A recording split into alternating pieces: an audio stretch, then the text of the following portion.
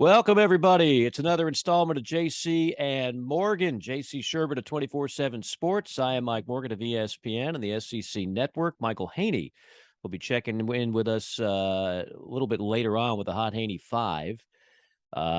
He is, of course, in Nashville, JC in the Windy City. I am presently enjoying a little sunshine here in Florida before going back on the road to Charlottesville for Virginia, Miami, which you talk about an interesting what has happened there. The talk in the ACC was the banner quarterback play they were going to have this year, and you look at it top to bottom, DJ Uiagalelei has improved dramatically.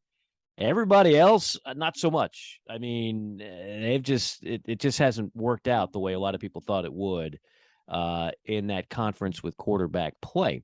One conference that has worked out rather well in quarterback play is the SEC. We'll get into that. We'll get into our SEC spotlight. I mentioned the Hot Haney 5, and there's a couple of things that I've been chomping at the bit to get to and to bat around with you, JC, as it regards to maybe the biggest story in college football this year, and that is the complete turnaround of Tennessee in a span of less than 24 months. So with all that being said, again, JC and Morgan presented by Blue Delta Jeans, BlueDeltaJeans.com for the very best in custom jeans. Check them out, BlueDeltaJeans.com. The gang over there does an outstanding job with their product. They don't do a ton of products. They do a couple, and they do them better than anybody else, BlueDeltaJeans.com. JC, how are you? Doing great. Busy week last week. Had a high school football season, a freshman team season up here end, and seemed like one thing after another. But happy to get into this week and mix it up with you guys and talk a little college football. Yeah, man. I almost feel like we need to at least talk about what happened a week and a half ago with the Tennessee-Alabama game, because that's kind of the game of the year thus far. And when I think about that game as a whole, just so many thoughts went running through my head. Number one, it's such an uncharacteristically flawed Alabama team. Now, look, when I say flawed, don't get it twisted. They're not bad. They're not even lacking good. They're still very good. But when you got an Alabama team that's among the nation's worst in penalties, when they don't run the ball well, when they make silly mistakes, and at times they just looked overmatched against Josh Heupel and Tennessee's offense, that stood out to me. It's one of the I realize a lot of people tuning in. We got a lot of SEC fans. A lot of people hate Tennessee, just like they hate Alabama, or they hate Florida, they hate Georgia, they hate whoever. I get it. Not everybody is all in on this celebration of Tennessee football, but you can't take away the fact it's a remarkable story. And I couldn't help but think as I was watching that game that, and I've said this before on this podcast, JC, sometimes it's better to be lucky than good. And you and I talk so much about the inexact science of coaching hires, right? We watch and we kind of laugh at people who think they know what a great hire is, and they think they know what a slam dunk hire is and what an awful hire is and what a milquetoast hire is. And you got a lot of ADs that kind of follow the same formula. They hire a search firm, and that search firm spits out a handful of names, and then you go from there. Like, they're all kind of running from the same playbook. The Tennessee situation is so unique because you just got an AD from UCF, okay? Because after the nightmare that was Jeremy Pruitt and Phil Fulmer, like, a lot of changes had to be made. So the changes are made. Then you have a situation, stop the presses, the names that were thrown out there all over Tennessee message boards and everywhere else, were many of which were very unrealistic and were never going to take the job at Tennessee, particularly at that time. And so that happens. And so then eventually you go down and you got an AD who already knows Josh Heupel from his days at UCF. So that's the hire. It couldn't have been a less celebrated hire. It could not have been a less celebrated hire at Tennessee. I mean, there was no anybody that tells you they sat there and did cartwheels over the Josh Heupel hire is lying. They didn't. And I'm not saying they should have. It just look. I know UCF fans. We have a UCF John that gives us our AAC report every week. He's as big a UCF fan as I know. He wasn't wild about Josh Heupel when he was at UCF. There were a lot of people that were not wild about Josh Heupel when he was at UCF. Josh Heupel, remember now, it's a guy that led Oklahoma to a national championship back in 2000 under Bob Stoops. Immediately got into coaching. That's where he wanted to be. He was not a true NFL talent like most great college quarterbacks are. He got fired from his alma mater as the offensive coordinator. I think a lot of people forget that. The last time I met Josh Heupel in person was doing a Missouri game where he was the offensive coordinator under the Barry Odom era. Now, he coached Drew Lock, and Drew Lock put up a lot of numbers, but I don't know if people were raving about the Josh Heupel offense there. He winds up at UCF. He winds up at Tennessee. Hendon Hooker was a quarterback at Virginia Tech. Can't win the starting job. Got COVID in 2020. Was incredibly unimpressive when he was out on the field. Lost the job. Goes to Tennessee. Supposed to be the backup to Joe Milton. Hendon Hooker was never expected to be the guy that was going to turn this thing around in Knoxville. So you've got two guys that were kind of, I don't want to say cast-offs, but they certainly were not prized possessions, if you will, of their respective programs, right? I mean, it just, Hendon Hooker certainly was, we'll get into recruiting, JC, because I want to do a deep dive. I mean, I want to get my scuba tanks, my mask, my wetsuit. I want to do a deep dive on how in the heck this happened, because I think fans watch this and kind of like we've talked about some coaches by like Coach Leipold having success at Kansas, you're going to get a lot of other coaches fired because people are going to say, well, Leipold did it at Kansas. Why can't we do it with this guy? Well, this whole thing is going to get people fired even quicker in the SEC because Tennessee was a dumpster fire. Tennessee was an absolute dumpster fire and has been on and off for 15 years. And here comes Josh Heupel, not exactly a highly coveted coach. Hendon Hooker, not exactly a highly coveted quarterback. They were playing with 60-something scholarships last year. I don't know what the number is this year, JC. I know it's below 85. And yet they are on pace to go to the college football playoff just a couple years later after the Jeremy Pruitt, I don't think debacle's even a strong enough word. It was one of the worst hires in the SEC in my lifetime and yielded negative results on the way out. So I couldn't help think all of this, JC, and I couldn't make any sense of it. But that's what makes it a great story, is the fact that we can't sit here and make sense of it, right? I mean, it's just one of those things you can't predict.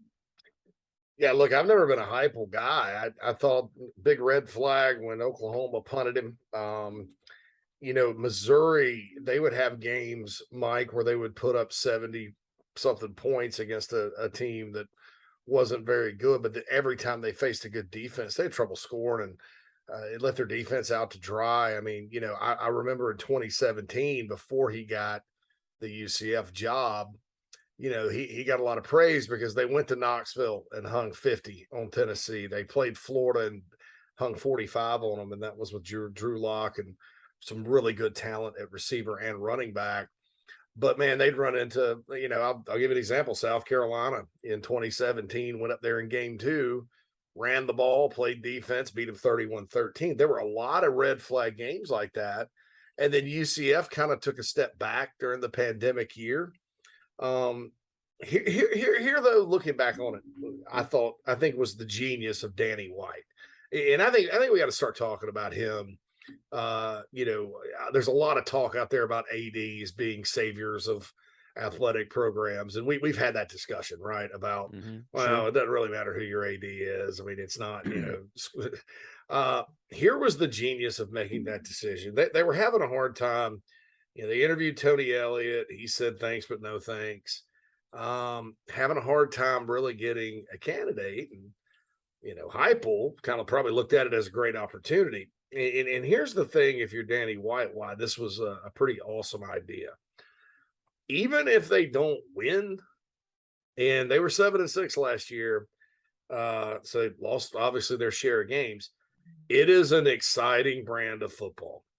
And you think about the last few coaches that have been at Tennessee, Lane Kiffin, I think probably would have ended up running an exciting offense, but he's only there a year.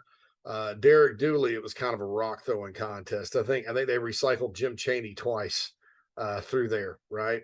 Pro style guy, really good play caller, I think. Not Heupel, not what he's running. You have to have, better talent, I think, to go up and down the field. Butch Jones kind of had his own guy, and they ran some spread. They had the ability to put points up, but offensive juggernaut, you would not call them, especially after Dobbs left. And the Garantano last year was a disaster. Okay. So you keep moving forward, and Pruitt was just god awful offensively. I mean, he was like a lot of, unfortunately, former Saban assistants that, that they kind of think 3 yards, cloud of dust. Let's keep it conservative, protect the defense. As like a rock throwing contest, right? So if you've been through all that, you're looking to breathe new life into the program. Offense sells tickets. So you go through last year. Things didn't really start clicking until they went to Missouri. They won 62-24. Missouri could not stop them all day. And they got on a roll. They beat Kentucky. They beat South Carolina. They had a tough loss in the bowl game. But man, it was exciting. It's fun to how awful it used to be to watch them play when Pruitt was the coach. Like it was just awful football. Even the games they won, not very good. Not it's just like 14-10. And Tennessee really hadn't been that great on offense, frankly, since David Cutcliffe was dialing up plays for Philip Fulmer. And so I think that's one way to kind of make a hire to sort of insulate, yourself. Hey, look, this guy may get fired in 3 or 4 years because we may not be able to play defense. And, we may lose a bunch of games 41-38, but man, it's going to be an exciting brand of football, right? And when you get down to that point, with a coaching search, I think that's a stroke of genius. You can keep in mind, Danny White has hired Johnny Dawkins for basketball at UCF. They've been to a tournament. He's won some games. He hired Bobby Hurley at Buffalo. He's got a long track record of hiring coaches that make a lot of sense and that work out. Now, is he Scott Woodward at LSU level? Big game hunting? Probably not. But I thought when Tennessee hired him, that was an outstanding hire. Not saying that I'm not going to take credit because I, honest to God, was not expecting Heupel to be as good as he is. Now you ask about like what's the setup? Well, Hooker, here's the problem, and here's why. Looking back on it, Justin Fuente probably should have been fired. Other than the fact that he not only does not like to recruit, he refuses to recruit. That's another problem. That was a problem with Fuente at Virginia Tech. But the COVID year, Hooker did not play all that well. The previous year, though, 13 touchdowns, 2 picks. So, right now he's sitting on 49 touchdown passes and 4 interceptions at Tennessee in 2 years as the starter. Extremely accurate deep ball. And when he was coming out of high school, Mike, and from Greensboro, North Carolina, I thought this kid throws a great ball. He really throws I thought he was going to set records at Virginia Tech. Okay. That's how good I thought he was coming out. And so then when he didn't win the job and Josh Milton did, I was like, something's got to be up here, and my theory is maybe he doesn't practice all that well. Because if you get beat out by Braxton freaking Burmeister at Virginia Tech, and then you go to Tennessee and Joe Milton wins the job, I mean, you got to kind of wonder, right? Well, then Milton, it's kind of like when Felipe Franks went down with Florida and Kyle Trask went in. Boy, it's night and day different, right? So coaches sometimes don't always make the right choices when it comes to quarterbacks. But it's just worked out. You mentioned recruiting and redemption, and turnarounds. I want to point this out. Jalen Hyatt, 3-star kid out of Columbia, South Carolina, always has been fast. A lot of schools passed on him because that's just all he was fast. Now he's a complete receiver. And you can't stop him down the field. Brew McCoy was a 5-star recruit, and it had a big bunch of drama because he went to Texas, then went back to Southern Cal, then tried to go back to Texas and just transfer city, right? Comes to Tennessee. It's probably his last chance, right? playing really well. Ramel Keaton was a big-time four-star receiving recruit that Pruitt got out of Cobb County in Atlanta, has done squat until this year. They're still missing Cedric Tillman, who's their best receiver. By far, yeah. Yeah, and these guys, it's just all a bunch of dudes with second chances. Their line is the same way. Their defense seems to lose a starter every single week, right? They're 10th in the country or 9th in the country, tied with the Buckeyes in run defense. They're only giving up 91 yards a game on the ground. They take chances all day long. They gave 301 yards passing to Tennessee Martin this past weekend. But guess what, Mike? They don't care because they're just going to get the ball back and score in 20 seconds anyway. It doesn't matter. And so to me, it's a combination of a sneaky good hire that was a little bit of a gamble, but would put fans in the seats, a quarterback who's playing to his potential, a couple of receivers, 2 or 3 receivers that are finally playing to their potential. That's a redemption story right there. And then a defense that nobody thought was going to be good that literally sits there and smothers you in the run game, And I think that's what they think. Like, we'll sell out to stop the run. And then, hey, give up a big pass play. Who cares? We'll get the ball back for our offense. That's the way a lot of teams do it. A lot of people over the years have said, I don't know if you can win in the SEC that way. Well, I guess it seems like you can because they're rolling. And Alabama didn't have any answers for them defensively. I mean, Alabama just, they could not stop the vertical passing attack.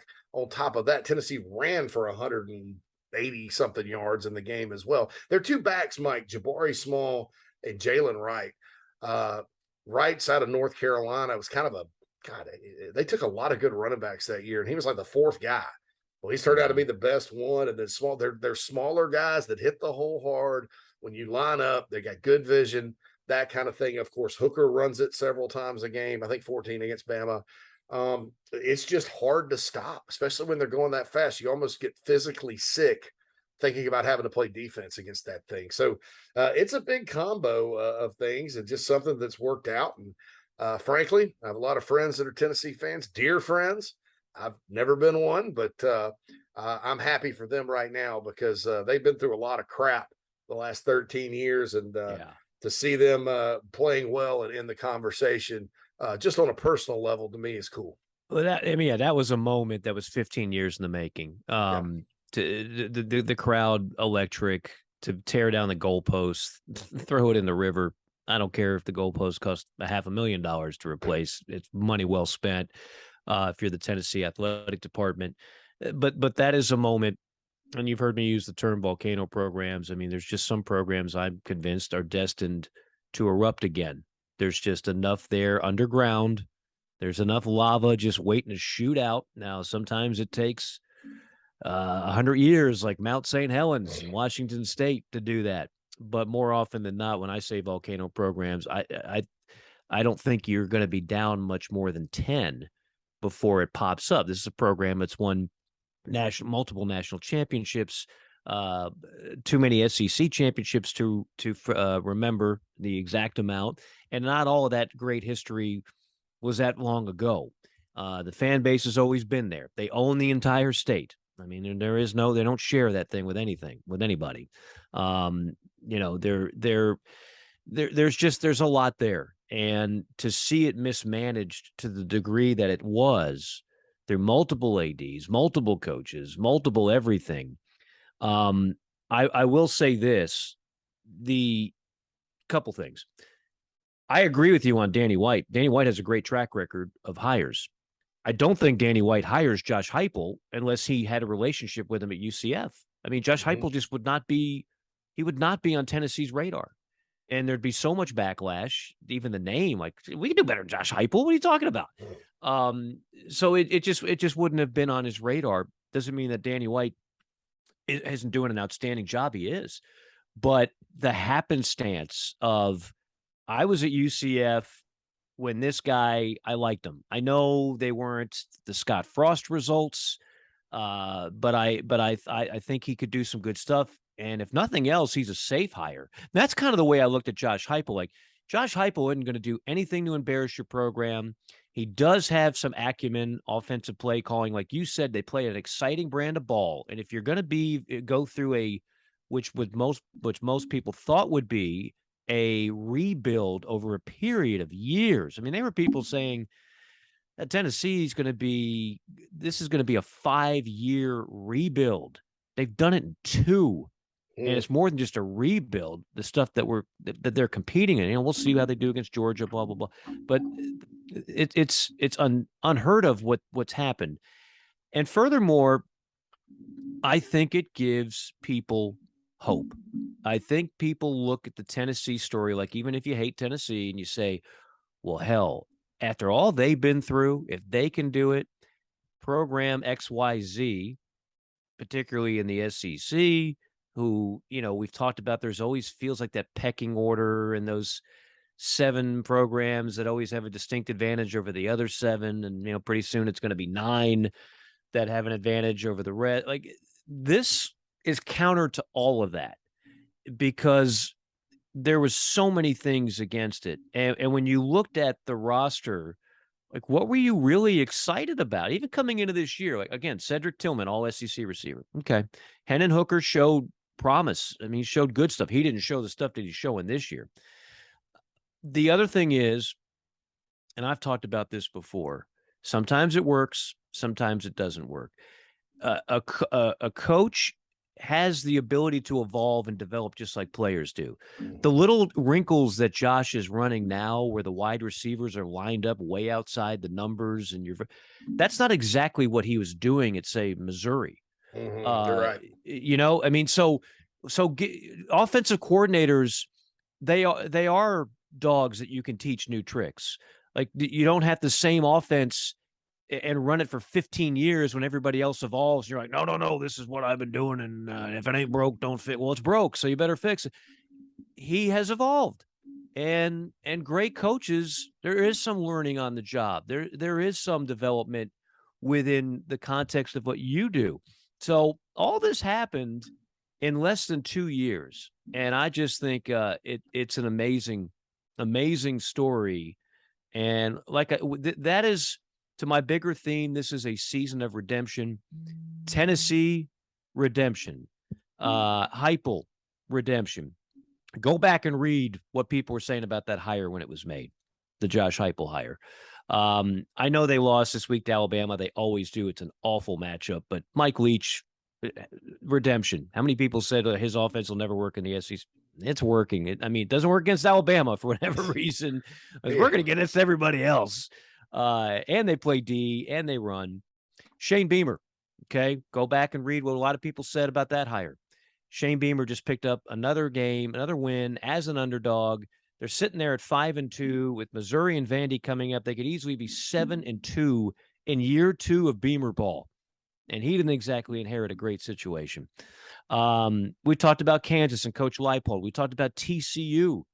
TCU looked like it just kind of fell back into their mid-tier type of place in the totem pole, and they really didn't belong. I mean, what were they really under Gary Patterson? They were a benefactor of being in weaker leagues, and then they started to get home. No, TCU's great redemption story. Coach Dykes, hell of a job. Brett Bielema, Illinois, great redemption story. I mean, people were talking about him like he was just a clown, and people forget when Arkansas got him, that was a coup to make that hire. Now, it didn't work out. For whatever reason, it didn't work out. Doesn't mean another chance he could make it work, and he's doing really a miracle in Champaign. Texas, Harbaugh. You and I have been Harbaugh defenders for a while on this podcast. Mm-hmm. Our main Michigan fan, Justin, I know, listening in, he knows what's up. We didn't pile on. We didn't join that bandwagon.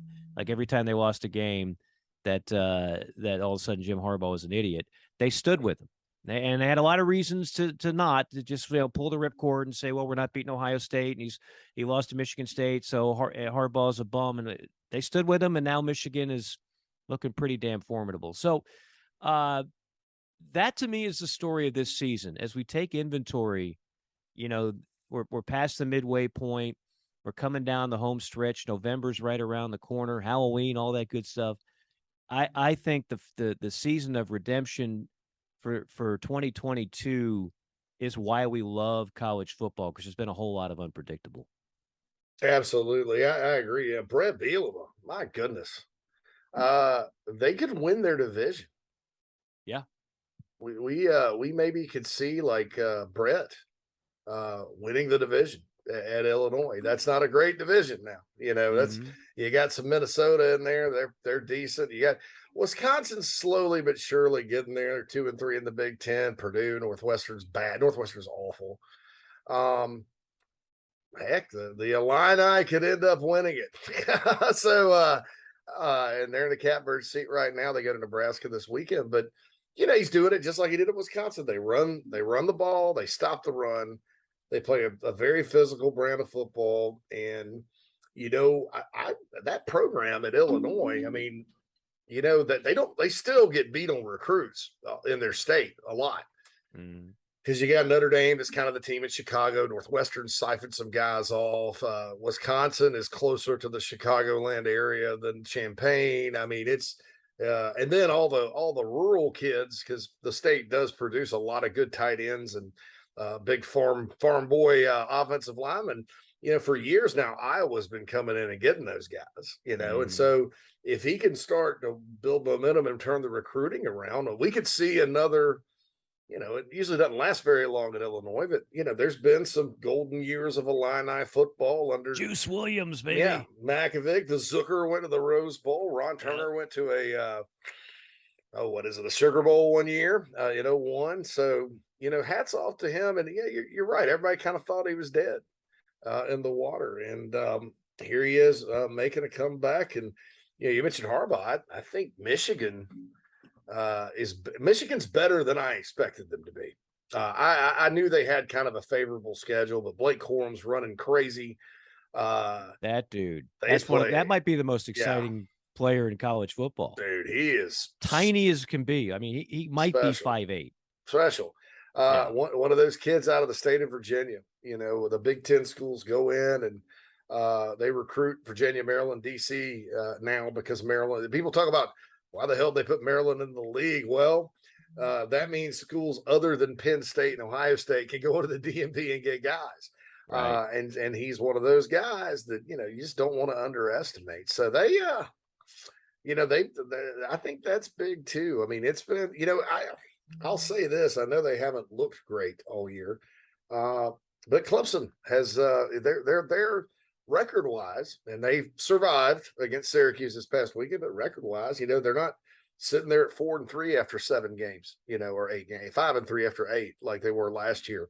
They're right back in the hunt. Now, you want to debate how they do in a playoff matchup, all that good stuff. I mean, that's a debate we can have, but it's been a resurgent year. You mentioned DJ Ongulai.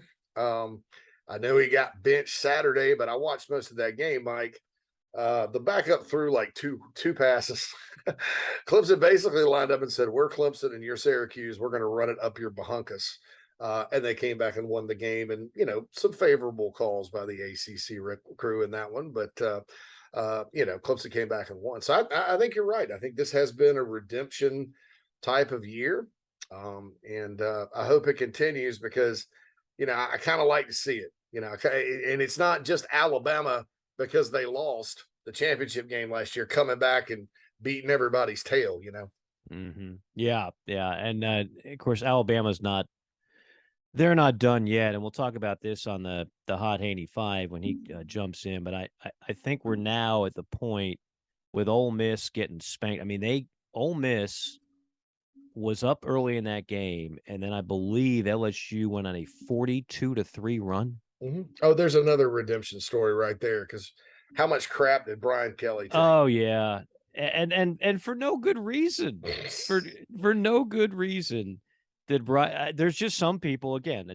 I mean, I've got to the point where I can read the psychology of a lot of fans, and sometimes the criticism is semi justified or whatever, and fans are being fans and emotional and fanatic, and that's what we love about it. But there's some people that just simply do not like Brian Kelly. and if they find a window to tee off on them, doesn't have to be justifiable.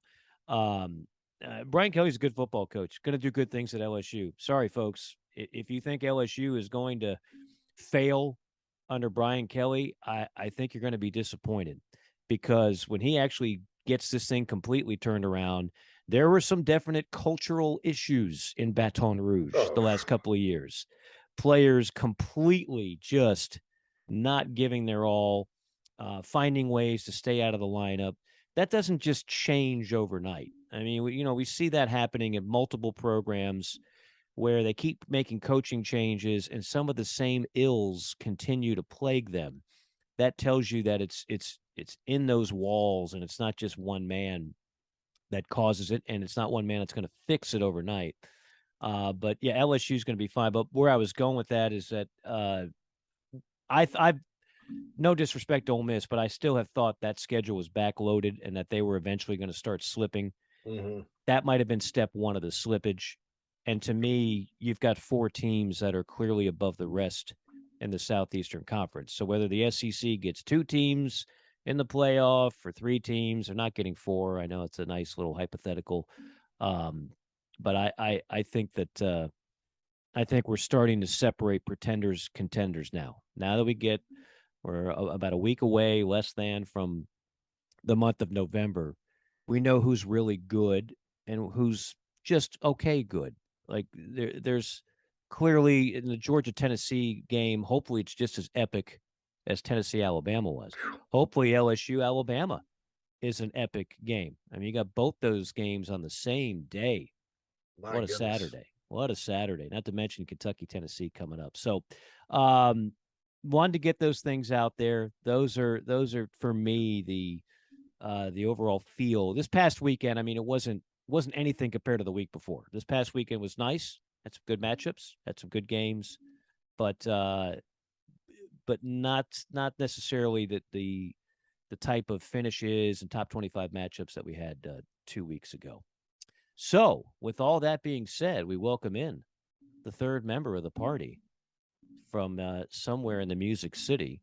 He has been concocting music and hot Haney fives all over a span of many hours in the lab. He's Michael Haney. Michael, how are you? I'm doing great. How are you, gentlemen? Very good. Yeah. How's things been going? I feel like I just showed up to the party. I got a 12er for us. Sit down and crack them open and kind of catch up on old times. See how what things kind of if you bring a 12er, what does Michael Haney bring to the party? What's the 12er? I'm bringing some beast. Oh, now, all right. So come on. Wait a minute. Hold on, because the beast is it Milwaukee's best or Old Milwaukee? Milwaukee's best. Milwaukee's best. Yes. Okay. I'm glad we're in agreement, because one time somebody's like, I got some beast, and it was Old Milwaukee, and I literally thought I was drinking battery acid. Yeah. I hate Old Milwaukee. Love Milwaukee. I do. I will. I haven't done it in 20 years, but if I had to, I would drink Milwaukee's best. Yeah. There you go. But I try to keep it simple. If I could, I know craft beer is not everybody's palate, but a Bud Light, a Miller Light, something like that for everybody. All right. That's kind of the rule of thumb. But if I'm going off the reservation a little bit, I might go some Wicked Weed, Pernicious. Okay, is one of my favorites. So there you go. And I have a partnership with Steel Hands Brewing out of Columbia, South Carolina. You can't get them outside of the state of South Carolina, except at their little location in North Carolina right now. So a little plug. I expect to be sent a 12-pack of that. Just ship that over. I'll give the address. I know a guy. You know a guy who knows a guy. JC, what are you bringing to the this shindig? I like just regular old golden colored American beer. I usually use another term for that, but I know this is a family show, so I like Miller Lite quite a bit. Bud Light every now and then, and since the pandemic, I'm gonna get made fun of. I know. I've been drinking a lot of White Claw. There's nothing wrong with White Claw. It has its time and place, man. There's nothing. Okay. You're in a safe space here. There were no sports. We sat around. It was my first winter in Chicago, And so, like, I didn't really know even what date it was because there was no like baseball or basketball to say, hey, spring is here. And plus, it was 30 degrees. So, basically, a lot of days would just sit around and drink and watch concerts on YouTube. and, but then once it turned warm, my beer would get warm on me and it kind of sort of made me sick. So I wanted something I could drink with ice. A friend of ours drinks beer with ice. I'm just not there yet in my life. So I switched to White Claw. Swore I'd switch back, but haven't yet. Yeah. Wait, I feel so terrible. Can we rewind just a second? You have a friend that drinks beer with ice in it. Is that what you said? He sits at the bar. His name's Tommy. I have him in my phone as Tommy laughs his butt off. Actually, I use another term, but it's a family show because he'll just sit there and like he wears this shirt, because he goes to Thailand like every couple of months or for a month at a time. I don't know what he's doing over there, but fine. He's kind of a retired guy. And he'll just sit there and laugh at everything you say. He's like, and he has a little ice with his Miller High Life. So Tommy's a witch when he's not at the bar. Champagne of beers, yeah. And so he's probably flying over a broomstick or whatever since Halloween. But yeah, so he puts ice in his beer. I can't do it, man. I like it ice cold. I don't like it warm. So I needed a solution. Obviously, Tommy Ice Beer sounds like a character in a Scorsese movie. It sounds like a rejected Goodfellas guy. She's like, "Guess you're going to go see that Tommy Ice Beer." You got Tommy 2 times. I'm going to go get the papers, and then you got Tommy Ice Beer. He puts ice in his beer. I'm going Modelo, fellas. I'm going off the grid here. I'm going to bring you some Modelo. I'm going to bring you some limes, refreshing. Sometimes you want a little darker beer. Go Negro Modelo. You can't go wrong with a Dos Equis Amber if you like a dark beer. I don't know who serves it anymore, but Newcastle, very underrated beer as well. Yeah, Newcastle's all right, Mike. I could have predicted you would say Modelo. Oh, huge Modelo guy. Huge Modelo guy. Huge, either regular or Negro. Hey, you guys know Mike Morgan? Yeah. Huge Modelo guy. Huge Modelo guy, that guy. I think I owed Mike some beer at one point. I think that's what I had to buy. That's it. I think I have some inside information on that one. I do remember that. Yes, I do remember that. Yeah. Right. Okay. Now that I have successfully derailed the show, gentlemen. Thanks, Mike. Thanks, Haney. Thanks, Haney. Back in the radio days, this was called, and that's been a Michael Haney left turn. That was a left turn. Back on the road. That's a good left turn, though, because college football fans typically drink beer. Everybody has an opinion on beer. Some more passionate about it. Like, I'm not the guy that's going to be like, "Oh, your beer sucks." Like, to each their own. To each their own. I'm not trying to change your habits. Don't try to change mine. Yeah. The nicest way to say that you don't like something that somebody else really likes, it's just not my thing. Just not my thing, man. Just not my thing. You do you. It's all good. Yeah. It's all good. All right. So I caught the just the tail end of what you were saying there, Mike, and I believe that it might help lead into the first question of the Hot Haney 5. Discussing the 4 teams in the SEC. You guys ready for a Hot Haney 5? Man, I've been ready. I was born ready. Born ready. All right. So, with that being said, what I heard you dropping in there at the end about 4 SEC teams getting in the playoff, let's just discuss overall where things are with the SEC. It's been Alabama, now Georgia with a national championship. Tennessee's burst onto the scene this year. LSU, huge win over Ole Miss this weekend, not just winning, but just absolutely dominating the Rebels after the first quarter, really. But gentlemen, do we now from that first week loss to FSU to now what Brian Kelly has been able to put on the field here, the excitement level in Baton Rouge has risen. The loss to Tennessee stung, but life is anew. Do we have a fourth team in the SEC now? Is it a Big Four in the SEC now, and that instead of a top 2? Well, if they control their own destiny, I mean, the question is, are they going to be like Auburn last year? Remember Auburn got that big win at Arkansas and controlled their own destiny, and then we saw what happened. First year coach, that's my question on LSU, but maybe they're certainly a good football team. I think Georgia and Tennessee have clearly separated. Setting up that blockbuster matchup in a couple weeks. And then I think, look, I'm still not selling Alabama because a loss like that, in so many ways, we've seen it so many times, that's Nick Saban's rallying call Like that's the get your head out of your you know what and get it together now. Because if you don't, you just found out reality is you'll lose a game. And they're a flawed team. I'm not saying they're national championship good, but I still think they're in the Final Four of the SEC. And then I think it's LSU. Jaden Daniels now is proving that he's not just a scrambler. I mean, he's making all the passes as well. Is he the best quarterback that Brian Kelly has had? I mean, he had a couple good ones at Notre Dame. Who had Tommy? Well, wait a minute. Who was Well, he had good? Brady at Notre Quinn. Dame? As dynamic as No, Brady Quinn was Weiss. Brady, that's right, Brady. There was no overlap there. Yeah, Everett Golson was the one that led to the championship. Yeah, not Jaden's that great. better than Everett. Who was Deshaun Kaiser? I guess was drafted high. I mean, maybe he is. Maybe you bring up a good point. I mean, I love Jaden Daniels. I thought it would take a little while, and I thought the Tennessee game was very disappointing. But I figured, and Brian Kelly mentioned this, he was going to have an adjustment period with the new system. So I think I think he's coming on.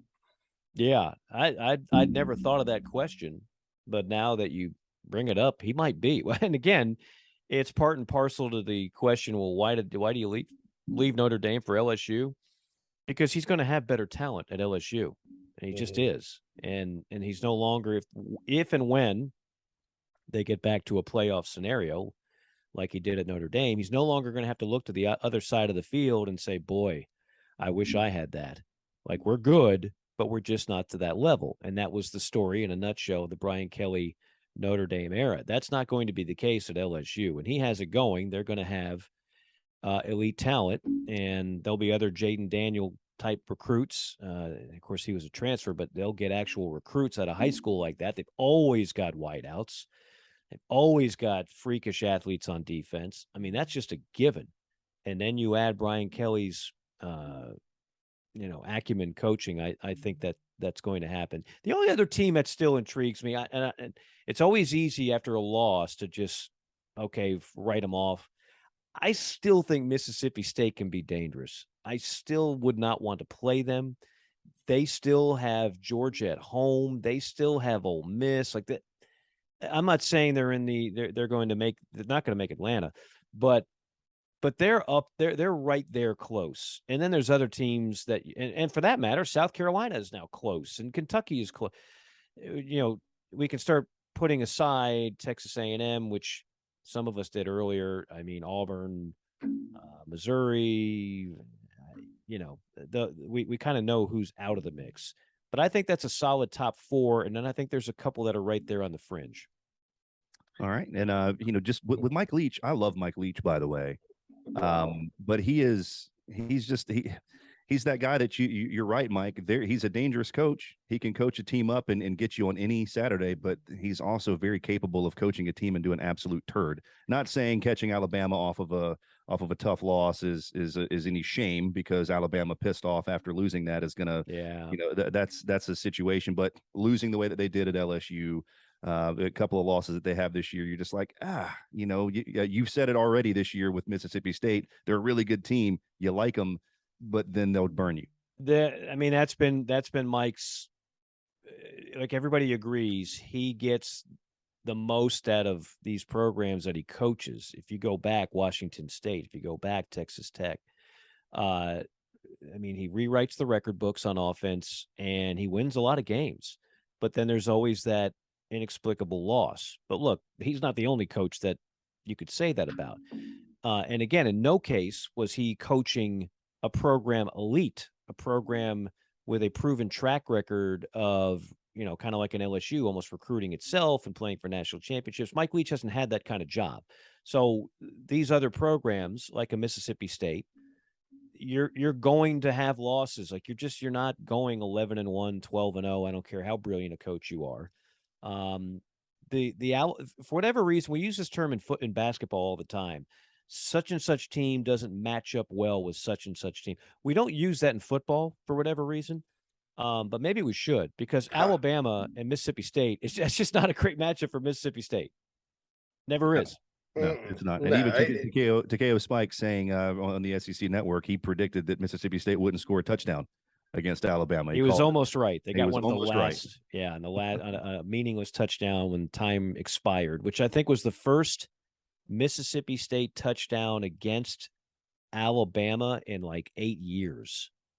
The first actual touchdown, not points, but actual touchdown. So that's been an epidemic long before Mike Leach ever got to Starkville. Like they just don't match up well with Alabama, which like a lot of teams don't. And then you add to the fact that you knew they were going to be full of piss and vinegar coming off the loss to Tennessee. Yeah, and some people think like because it's all part of that like air raid coaching tree, and Mike Leach is the godfather, and I know that Josh Heupel played quarterback for Mike Leach at Oklahoma in 1999, so that's something that to consider there. What Heupel does is different, and we were talking earlier about his evolution as a coach, Mike. I think he's added. They still do a lot of the same stuff Leach does, but he's added so much from the Briles coaching. I know I hammer this Briles coaching tree thing, but Jeff Levy was with him at UCF, and that's when the evolution sort of started. So they are much more similar to like Baylor than Texas Tech when Leach was there and Briles was at Baylor. So that's another point about Tennessee that I wanted to make, because people are like, well, how the heck did Bama stop Mississippi State? They couldn't stop Tennessee because it's different. It's a different type of situation. All right. Well, moving along to question number 2, and a team and a name that was not mentioned in any of what we just discussed, but is going to catch the eye, are Texas A&M and Jimbo Fisher. Guys, we had the discussion about Jimbo very early in this season after their loss to Appalachian State. Then they seemingly righted the ship with, hey, remember when Miami and Texas A&M was a ranked matchup? That was a big game. Remember that? Oof. How things change very, very quickly. I don't think anything underscores just how much college football is a week-to-week sport than the trajectory of those two programs since the beginning of the season. But the gentlemen, South Carolina, Mike, you mentioned there that South Carolina is now that team that's close, that's kind of right there. The game really wasn't as close as the 30-24 final score. Well, it would seem to indicate Gamecocks made it harder on themselves towards the end. But my goodness, guys, Jimbo Fisher, again, we haven't had a full-on discussion about him since week 2 or 3, but it's pretty bad. It's pretty bad where he is right now. Locked into an $86 million contract for the Aggies, guaranteed. There's nothing that anybody can do about it. I know people think that he's going to get fired. He's probably not, but gentlemen, he hasn't scored over 24 points as an offensive coordinator, hasn't had his team score over 24 points. They haven't done very well against the last 9 FBS opponents that they played. This is going back even to last year for Jimbo Fisher. Just your overall thoughts on where things stand in Aggie land and how can they get better with Jimbo at the helm? It's shocking how inept they are on offense. And I'm going to give a boring answer as to the biggest culprit, but sometimes the boring answer is the most correct one. They have no offensive line. I think at one point they had like 4 freshmen blocking. Now, I'm not saying that's the only issue. Play calling, this still falls at Jimbo's doorstep, whether it's play calling, whether it's the talent, whether it's the execution, whether it's the sloppiness. That's all part of being a head coach. So you can't run away from it. You can't escape any of that. But they just don't look like a physically imposing team. They have got, like, again, I think A-Chain's going to be a running back in the NFL for 10 years. Anais Smith, when he's in the lineup, is a weapon. They lost the Weidermeyer kid. He left early and then I think went undrafted. I'm not even sure if he's on an NFL roster right now. They don't have a Mike Evans type wide receiver. They just don't have those things. And some people will say, well, Kevin Sumlin, just about the same record during his first few years. The difference is Kevin Sumlin inherited an amazing collection of players and a Heisman. No matter what you would say about Johnny Manziel and his knuckleheadness that pushed him out of the NFL quicker than it should have, he was a ridiculously good college quarterback. And he played with some ridiculously good offensive linemen and wide receivers. Most of those players, if not all of them, were inherited by Kevin Sumlin. Jimbo Fisher gets there. It's not quite the same handoff. You know, I'm pretty sure JC inherited Kellen Mond, right? That wasn't his recruit. That was he that got was it. before. But my thing on Kellen Mond was he put up a lot of numbers and is trying to hang around the NFL now. Kellen, I didn't see Kellen get better from sophomore year to junior year, from junior year to senior. He's kind of the same player. So the criticism that can't be avoided if you're Jimbo is you go back to Florida State, and outside of the 2 years of Jameis Winston, who clearly was a very talented college quarterback, where has the incredibly innovative and brilliant offense been? You know, what is it? And so that's going to be discussed the entire offseason. He's not going to get fired, nor should he be fired. But he's going to have to start changing things up. That is for sure, because that just does not look like what you bargained for when you got him. And it's not like everybody wanted him, right? Big Game Hunter wanted him too now. Let's not forget that. Big Game Hunter wanted him at LSU. It's not like just Texas A&M went rogue and said, we see something that nobody else does. Jimbo could have had his pick of a lot of jobs. So apparently he impresses a lot of people, but it just has not gone according to plan at all in College Station. Yeah, look, I watched obviously the whole A&M South Carolina game this past weekend. One thing I'll say in watching them in that game and others this year is you hit the nail on the head, Mike. I mean, against the Gamecocks, they were already beat up front, and they had to start two true freshmen out there. In this league, it's just like Kentucky. Everybody kept talking about going to the South Carolina Kentucky game. Well, they'll just line up in the Wildcat and run over the Gamecocks. Well, their offensive line's not like what it was. They played better against Mississippi State, but Kentucky's had better O-line, and that's solved not only through recruiting, Mike, but like it's solved over the course of time. You can't just go on either line of scrimmage and say, we got all these 5 stars, we'll be fine. It takes time up front. And then quarterback, I think, has been a bit disappointing. Haynes King, and this is the criticism that gets said, because Jimbo's talking about how his starter, Max Johnson's out. Well, Haynes King was your starter last year before he went out. Mm-hmm. Now he's, and he started at the beginning of the year, got benched, and now he's the starter again. So what's this deal with Haynes? And then, I think they have to go with Connor Weidman for the rest of the year and just, get some excitement, let the chips fall where they may. But I'll say this, Texas A&M, they have not quit. They did not quit against the Gamecocks. They very well could have after getting down 17-0, and that crowd was howling at them. They've been opportunistic in certain games this year, particularly Bama, which they lost, and then Arkansas, which they won. It's never good to lose to App State at home, but they did. But I think, a lot of the criticism comes for 3 things with Jimbo Fisher. I think number one is the contract, obviously. What's the old saying? To whom much is given, much is expected. Mm-hmm. I think people focus on the end at Florida State a lot with him, and it did not end well. He got out, and they had a losing record, whatever. I think the recruiting rankings and the fact that, hey, this is year 5, you have recruited in the top 10 most years.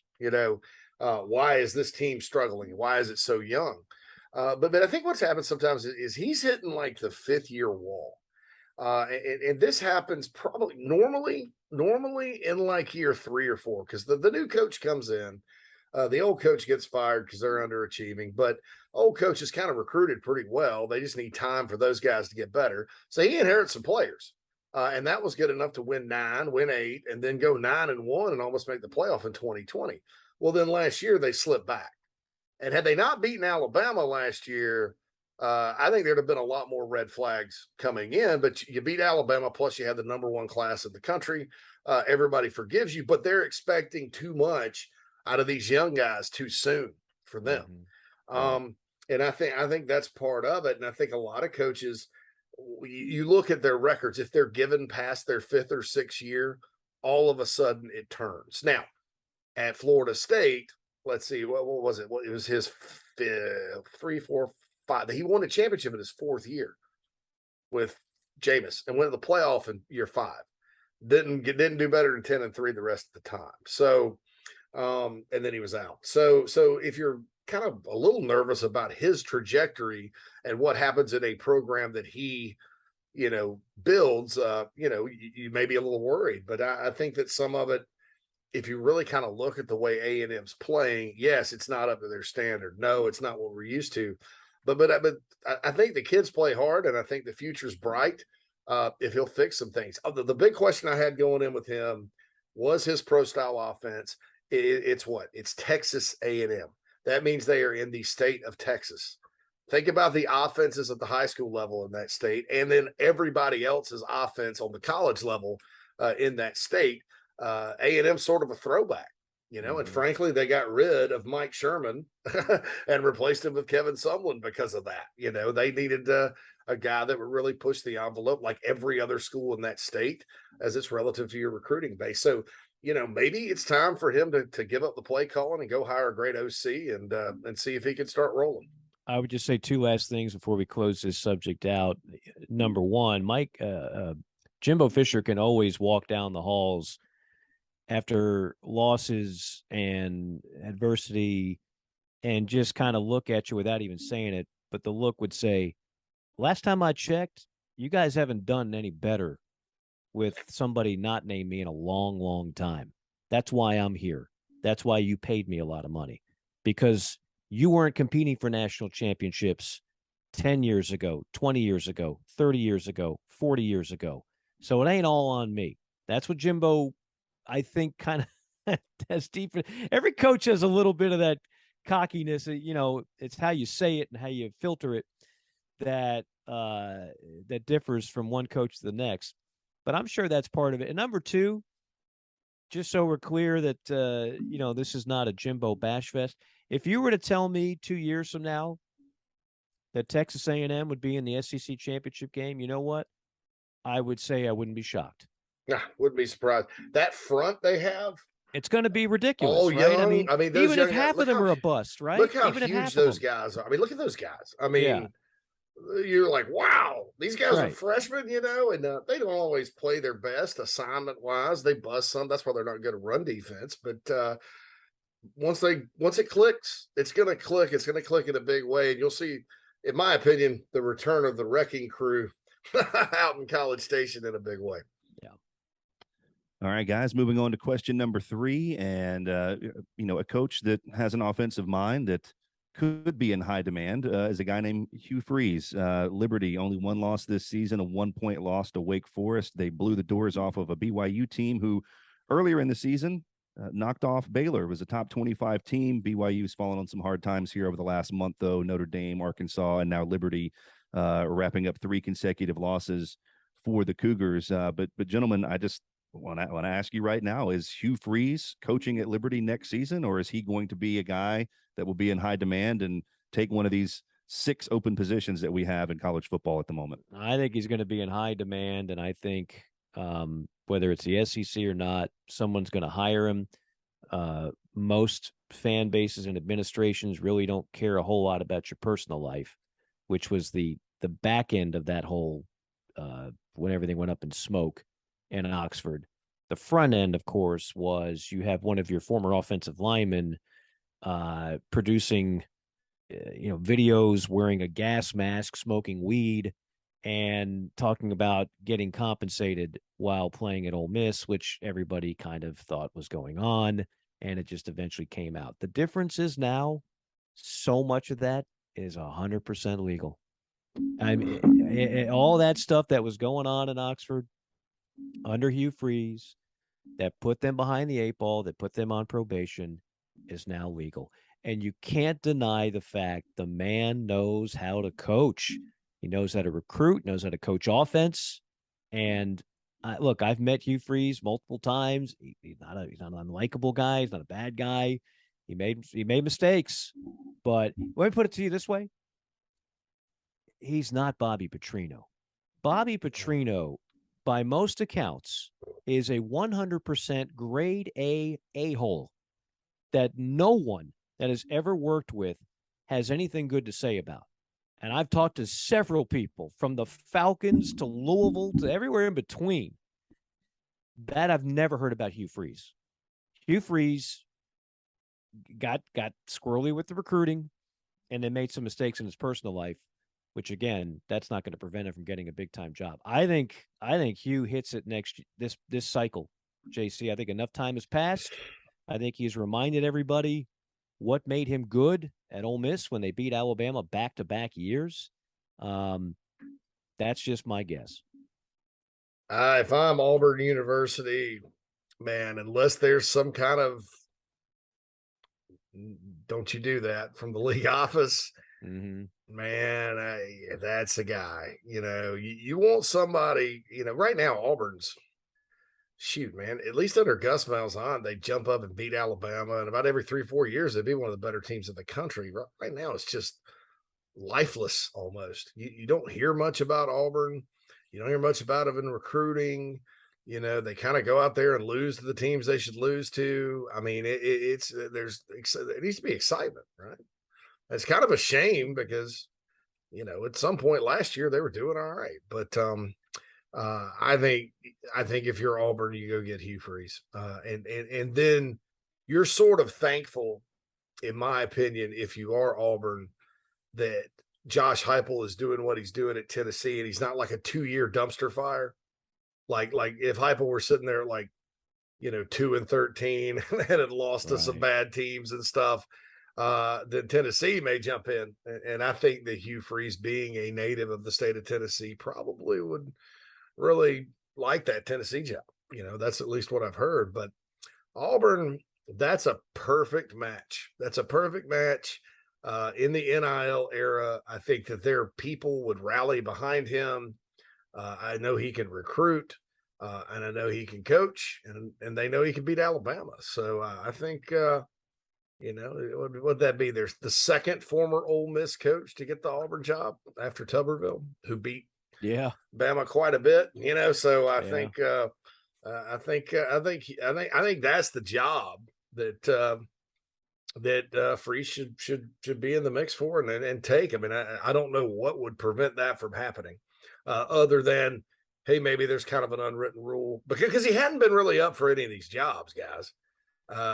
It just hasn't. Did it actually come out, JC? Was there something that was you didn't say just unwritten, but I thought that there was actual talk from Sankey in the league office that, hey, there's going to have to be some kind of vetting process if he's ever to get a job in this league again. Well, I didn't read that specifically. What I heard, I mean, what we saw, and what was true, was that they told Nick Saban he could not hire him as an analyst. That was a long time ago. I think Sankey's kind of been on the record and said, a long time ago or whatever. But I'll tell you this, unless there's something like that still behind the scenes, if I'm Auburn, I'm giving Hugh whatever he wants to come take the job. And maybe when he does get the job, if that does happen, he'll be coaching in a 12-team playoff. Guys, moving on to the next question here. This will be a question that I won't actually be able to ask in the very near future when it comes to the playoff, but building things up and the way things are looking right now, a lot of SEC, a lot of Big Ten. Maybe there's a team like Clemson. Maybe there's a team like surprise TCU this year with Sonny Dykes that might crash the party, but will we see a team outside of the SEC or the Big Ten make the college football playoff this year? Yeah, I was looking at this. You can find these now all over the internet. I think this is from Jacob Crane, aka the J Boy, who's got his own syndicated show now, and he printed out what the bracket, what it would be right now if we had 12. And obviously this would change 100 times over. So if you looked at this and you said, "Oh, I don't like it," well, this is not what it's going to look like a month from now. But you'd have your top 4 seeds: Georgia, Ohio State, Tennessee, Michigan. So there's your SEC Big Ten. Then you would go 5 through 12 now. You've got, he made this very hard to read. Clemson 5, TCU 6, Alabama 7, Oregon 8, Oklahoma State 9. I still think Oklahoma State winds up beating TCU in a rematch in the Big 12. 10 UCLA. Forgive me for forgetting to mention Chip Kelly on the redemption tour. I realize they lost, but Chip Kelly definitely deserves to be there. The job that he has done. Ole Miss 11. Again, they've got a pretty rough stretch to finish with. And then Syracuse 12. And I think the Syracuse story is about to go up in flames here in the next few weeks. So I don't anticipate they're going to be in. I don't anticipate it's going to look like this. But I look at that and I say, okay, you know, what I don't think anybody from the Pac-12, Pac-10 is going. I think the problem for Oregon, who just had the big win against UCLA, is it's still fresh in their mind what an egg they laid against Georgia. What was it, 42, 49 to 3? 49 to 3. 49, like people just are not going to be able to forget that. So I think the Pac-10 is out. So then we're looking at the Big 12 ACC for the best candidates. So we're looking at the winner of Oklahoma State TCU, and we're looking at Clemson. And that those are the only teams right now that I think have a good chance of getting in there and knocking off a potential SEC candidate. So I think it's about 50-50, JC. I mean, I think you're going to have two SEC teams. It almost seems like a lock at this point. And you're going to have, obviously, Ohio State or Michigan. The question is, do you have Ohio State and Michigan? Yeah. That's and interesting. Unlike the Pac-12 where they got rid of divisions, right? So basically, very good opportunity for UCLA and Oregon to play again. You don't have that in the Big Ten. So you're not going to have back-to-back Ohio State-Michigan matchups, right? We're not there yet. We might be in some time, but we're not there yet. Right. No, that's when everybody abolishes the divisions. And by the way, Bruce Feldman reported today, Big Ten is keeping the divisional format until USC and UCLA join the league, and then they're going to reassess. But is what happens when there's the game, Michigan, Ohio State, and then you're going to play the next week. Right. With that format. That's going to be kind of interesting and weird. But anyway, especially when they go to 12, because you'd think if those two teams were both undefeated, they're both in, the playoff anyway. But yeah, I look at that and, I think Clemson's pretty much on a glide path to finish undefeated. I know the committee loves undefeated conference champions. And so if they win out, I think they're in. I think there will be two SEC teams. I think you can make a case for three. Let's say Georgia beats Tennessee, but Tennessee wins the rest of their games, right? And then Alabama knocks off Georgia in the SEC championship game, and everybody's 11-1, and they've all beaten each other. I mean, how do you? I guess you could say, well, Georgia won the division and Tennessee won nothing, so they get in, but. That'd be tough. There's a few of those scenarios floating out there. Even one that has all four making it, if you included Ole Miss. But the only stipulation in those kind of quasi tiebreakers is that if it's close, you go with the conference champion. Like that's the one reward for winning your conference now. And when we have the 12-team playoff, the reward will be obvious. You get the first round bye, which is huge. But for now, if you're battling for that fourth and final spot and it's similar resumes, that's the one kind of okay. And to your point, I don't know if it says divisional champion, but that would be the next logical step, right? If you're splitting hairs, okay, neither one of these teams won the conference championship, but this one won the division and that one didn't. I don't know. I still think it's going to be two SEC teams. At least Michigan, Ohio State, and then the big question is going to be number 4. It's either going to be the loser of Michigan, Ohio State, or it's going to be one of those teams I just mentioned. That's my guess in late October, subject to change 27 times. Yeah, absolutely. All right, guys. Well, with that in mind, moving on to the final question, just kind of an open-ended one for you here as we look ahead to this week and how things can shape that final result. to go into the Final Four of the playoff. We've got a handful of big games this weekend. Again, Mike, as you said before we got into this, I don't know that anything can really match what we saw 2 weekends ago. That was a pretty special college football weekend, and anything that gets held to that standard is going to be a disappointment. But there are a handful of games this weekend. Ohio State, Penn State, obviously being the big one. You've got Oklahoma State, Kansas State, another big one. The teeth sort of been taken out of the cocktail party with Georgia and Florida here in recent years. But just for you guys, what do you consider? What are you looking forward to as the top games this weekend? By the way, that Georgia, did anybody see the Georgia-Florida line? I mean, I'm sure it's ugly. How just 22 and a half. Yeah, how 22 and a painful does half. that have to be to like there was a time where like Florida was dominating that rivalry.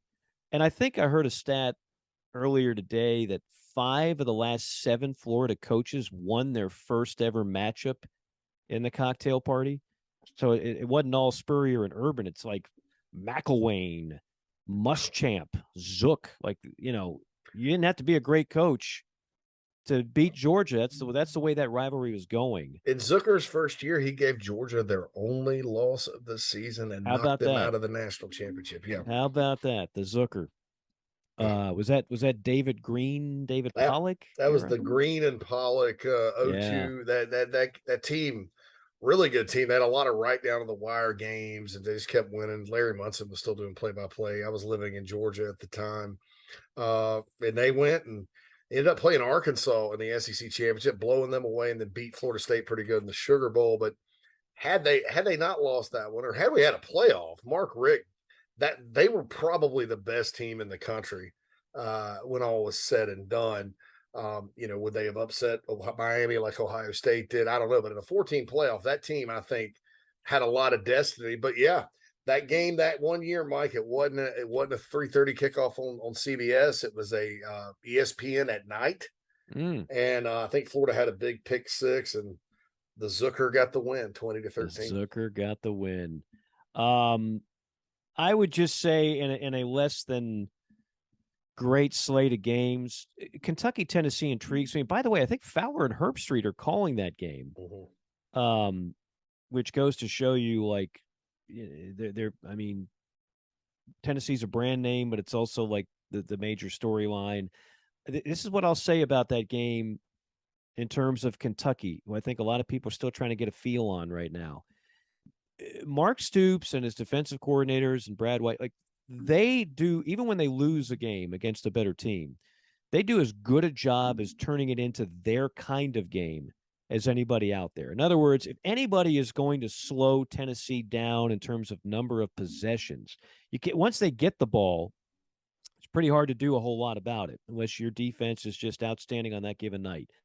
But what they're so good at is that they control time of possession.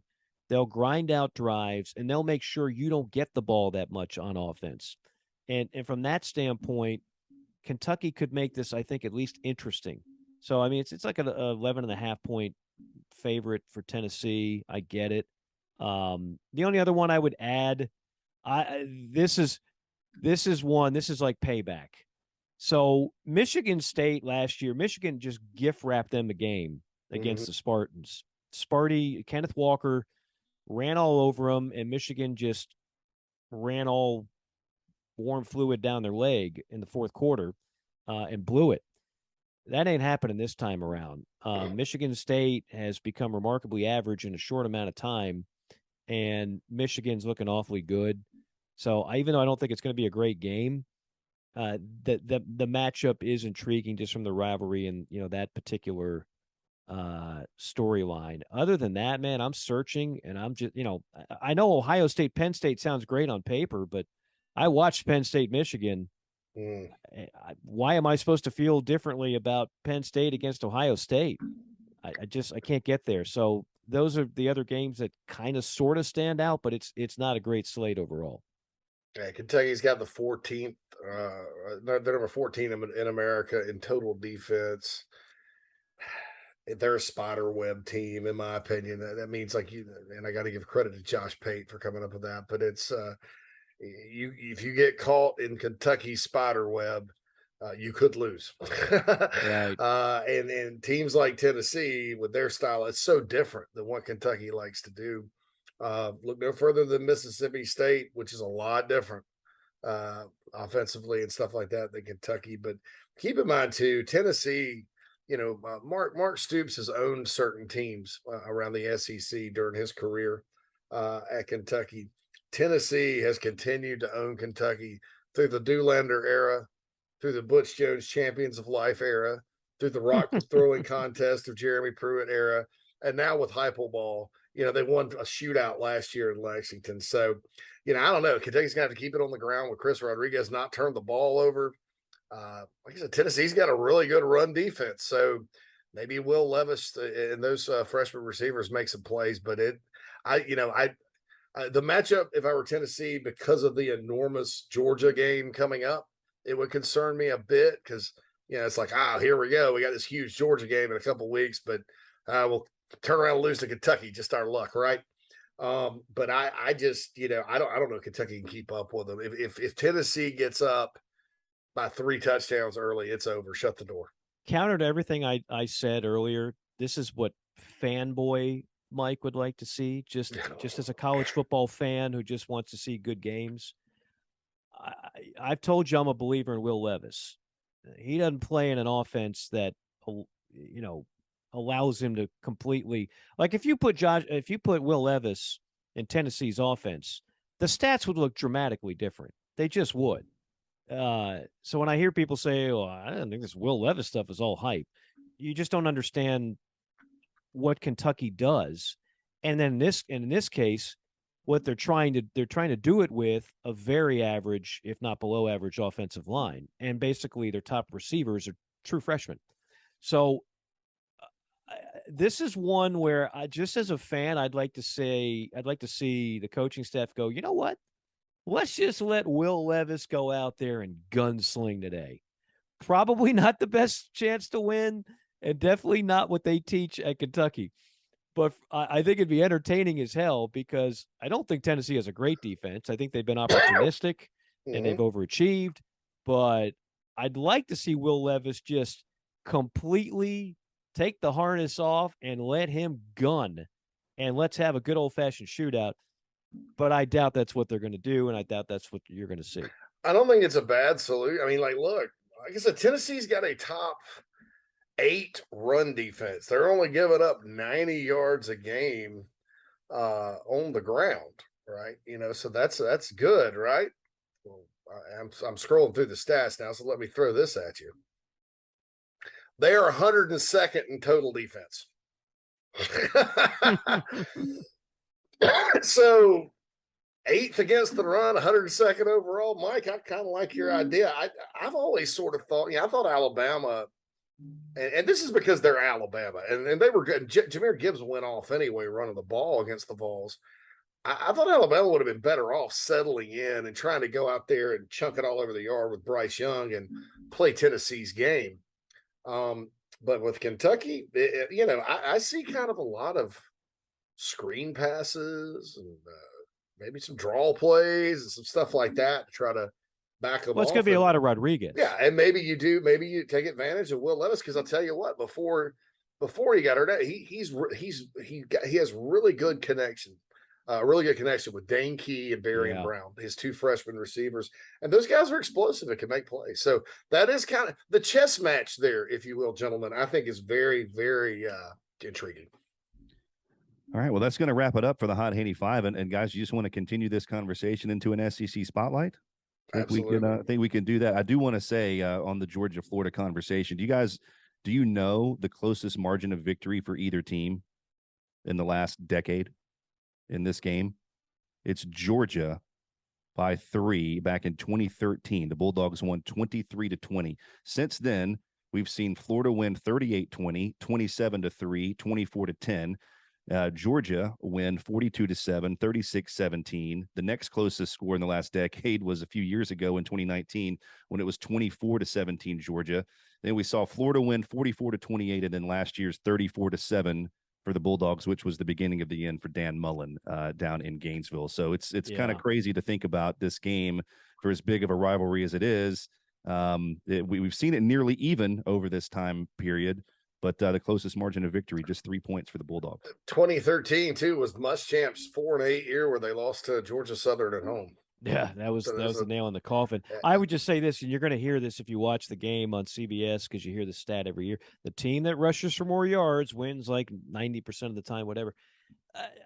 Look, we all know running the football is important. It's a good thing, but I'm going to tell you right now, so many of those rushing yards have come by the team that was leading in the fourth quarter because their quarterback was better. And then what did they do? They ran clock and they ran the ball and they finished with more yards. When Florida had the breakout Kyle Trask year, and he could throw to Kyle Pitts all over the place, and Kadarius Toney, Georgia couldn't stop it. They couldn't stop that offense, primarily throwing the football. Georgia, more often than not, recently has had the better quarterback in this game.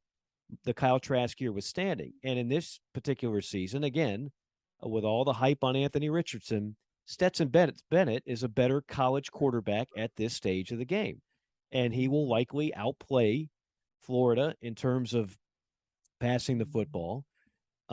Georgia's defense is better. Florida's got, all the focus tends to be on Florida's offense and, Billy Napier and his scheme and Anthony Richardson, the 1 week hype video that was Anthony Richardson. But the bottom line is their defense is woeful. I mean, they don't stop anybody.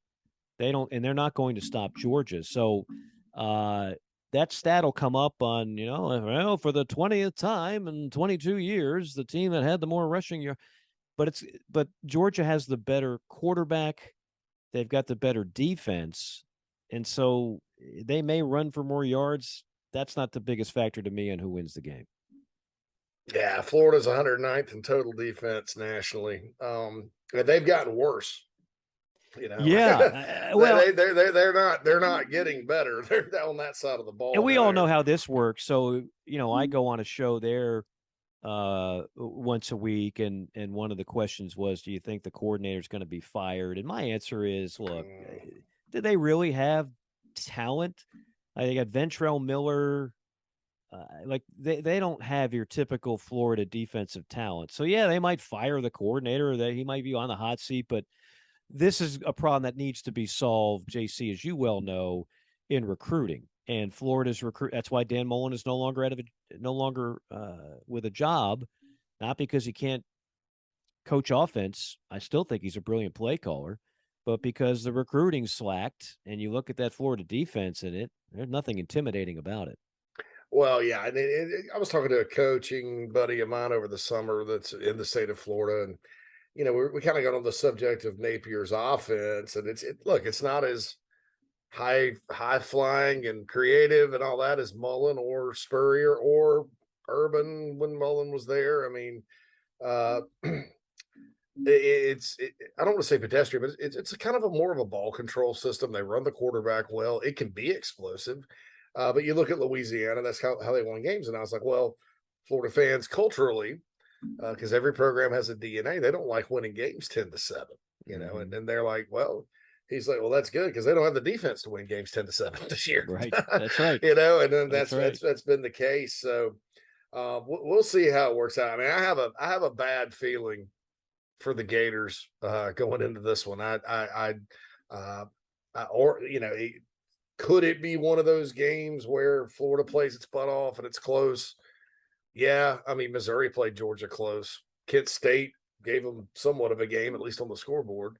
So Georgia's going to have to come in and want to play. But, I just don't see how they're going to stop Georgia consistently enough to win the football game. And then, Anthony Richards is going to have to play the game of his life if they're going to move it against the Dogs. Brock Bowers will be the best player on the field. He'll have 150 yards of offense, and Georgia wins and continues their path here, and then they get ready for Tennessee. All right.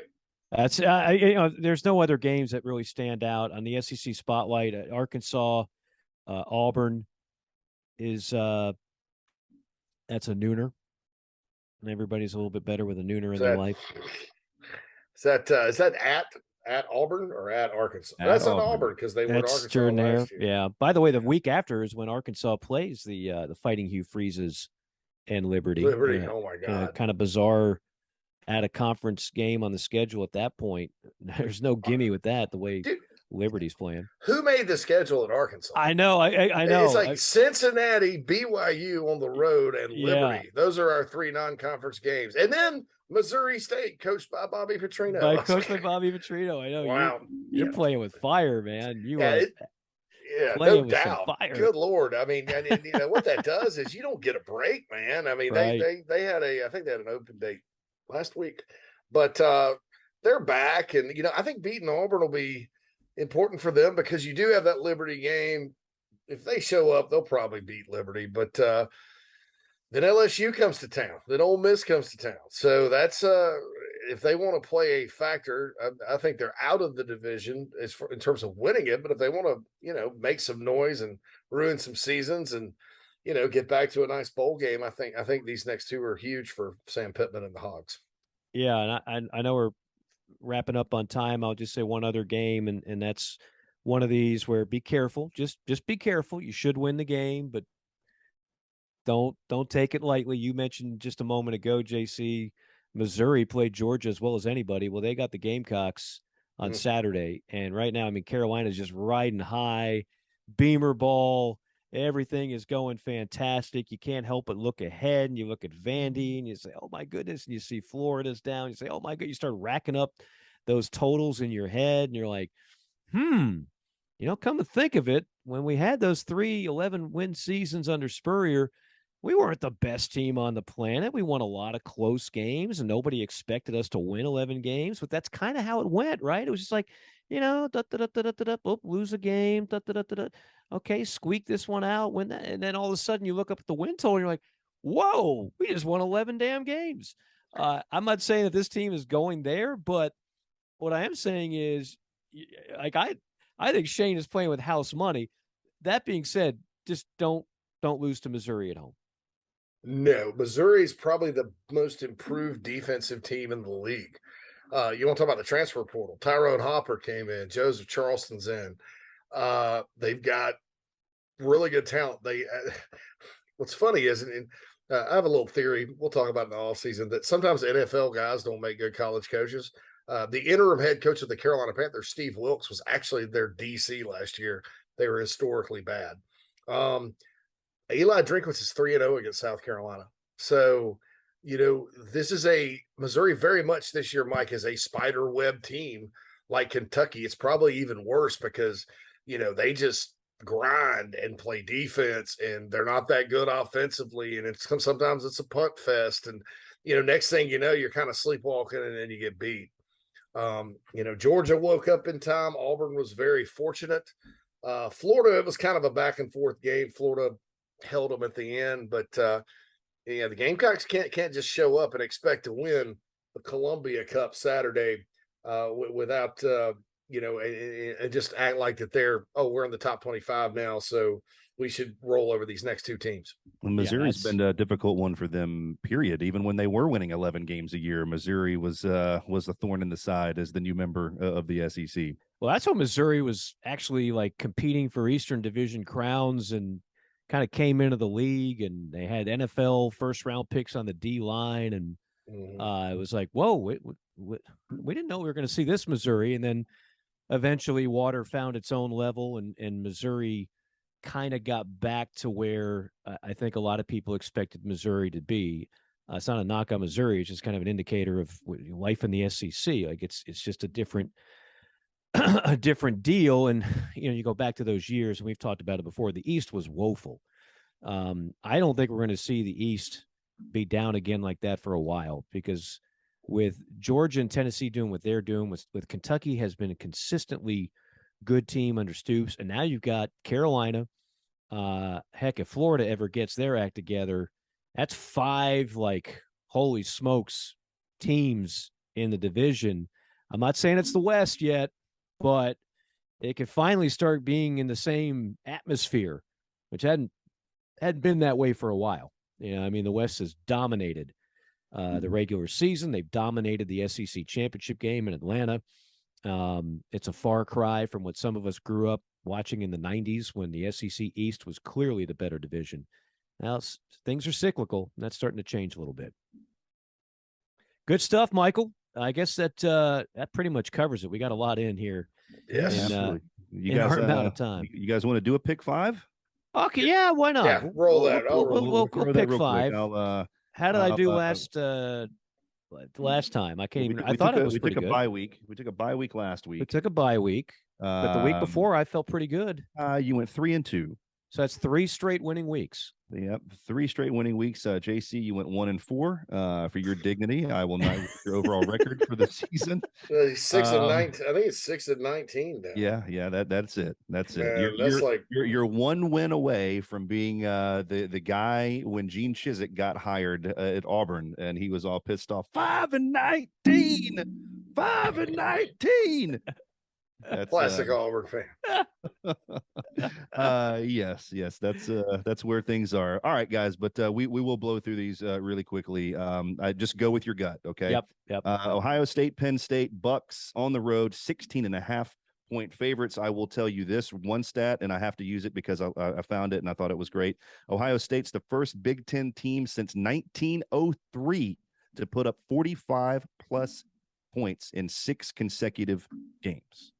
Buckeyes, 16.5. That's another nooner, so you don't have like a white out at night in Happy Valley. I have no doubt Ohio State wins the game. You know what? Just because that number got inflated to I'm a little uncomfortable laying that many points. I'll take Penn State to cover, and that is all. Okay. I'm going with Ohio State to cover because Penn State disappointed me against Michigan, so I'm mad at them. All right. Understandable. I'm just going to start picking games that way because obviously, if I put any thought into it, guys, I'm going to be wrong. If you put too much thought, it's like it's time for the petty pick of the week with there we go. I like their uniform colors. Let's beautiful. Pick them. That's how you win March Madness.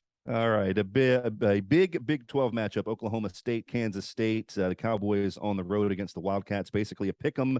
It is 1 point to Kansas State. Actually, excuse me, 1.5.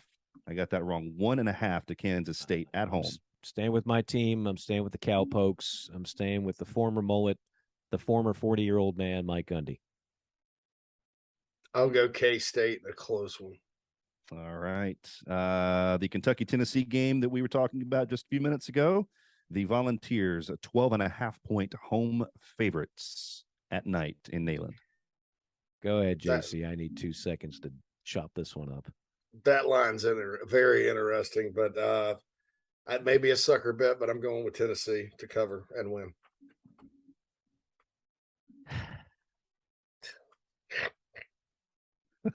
Mike.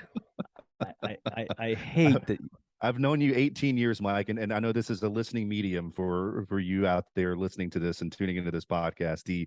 The face that Mike Morgan makes when he's just, again, we are the only show crazy enough to let someone pick the games that we have to pick for us, and with no lead time, nothing. That's why I'm proud of whatever success I've had in this thing. Give me Tennessee. I hope I'm wrong. I hope Kentucky can make a game of it, but I just don't know. All right. I think you're going to be right on that one. Okay. You're going to be right on that one. Let's stay in the SEC, the one you were wary of making Gamecock fans just say, hey, hold on now. Gamecocks, though, 5-point home favorites in an afternoon kickoff against Missouri. 4:00 kick time, by the way. JC? I'm going to go with the Gamecocks, but I think it's going to be like a 7 to 10 point win. For them, Missouri's got a really, like I said, tough defense. South Carolina still has a lot of issues on offense that I don't think they can fix until the offseason, if that makes sense. But it's a home game at Williams-Brice. This team's playing with confidence. They got momentum. Shane Beamer has done a good job of leading this group and, getting them to rebound and focus on things. And Marshawn Lloyd's running the ball really well too. So I think Missouri's going to be a tough out, but I think the Gamecocks will end up winning it, and everybody will breathe the sigh of relief until the next week when they go to Nashville. Yeah, give me Marshawn Lloyd, 25 carries, 140 on the ground. Do what you need to do. Make a little statement in the process, and win it by a touchdown. All right, survive in advance. That's the way the Gamecocks have been making it happen here during this season. All right, last one here, and this one's a shout out to one of our loyal listeners here. Big game in the American, number 20 Cincinnati on the road against the UCF Knights. Cincinnati, a 1-point favorite on the road. Yeah, by the way, UCF John very distraught about a disappointing loss. We need to do a deep dive next week on Willie Fritz of Tulane. What's going on over there? Because that's one of the best stories in college football that nobody's talking about. They are in the American, but nobody talks about Tulane like ever. This is a program that was like holding a bake sale 15 years ago just to keep football around, because there were people that were running the administration are like, we don't really need football. It's expensive and it's just such a hassle.